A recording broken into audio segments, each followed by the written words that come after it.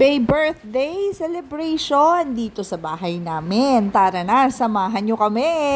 At heto, nag-prepare ng 3 cake ang daughter ko. Yung isa po dyan, carrot cake. Homemade po yan. Yung isa naman po, banana. At ayan, yan po yung preparation nung naglalagay pa lang kami ng aming mga pabitin. Siyempre naman, tinulungan kami ng aking panganay na anak. May celebration kasi kami. Hulaan nyo kung sino ang may birthday. At ayan, ang excited, nakaupo na. Siya lang ang napicturean ng solo.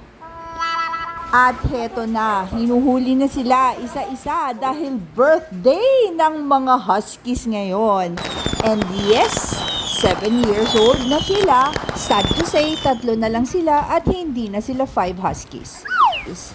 Ayan, hirap na hirap po kaming kumarga sa mga aso dyan. At eto, pictorial na. Happy birthday to you. Happy birthday to you. Happy birthday, happy birthday, happy birthday to you. Siyempre, wala nang blowing of candles. Pictorial pa lang, nahilo na kami. At sa wakas, nakunan din ng magandang litrato ang mga huskies. Madugo-dugo rin po ang pagkuha ng mga litrato. At siyempre, kainan na. Hiniwa na ng daughter ko ang cake. 4 po ang pagkakahiwa niya.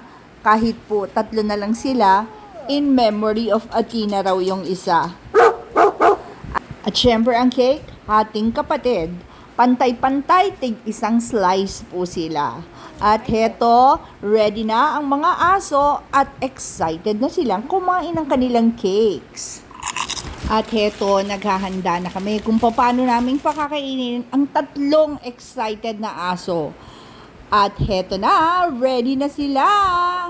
Ang kukulit talaga ng mga huskies. May mga sariling isip kahit anong tawag mo.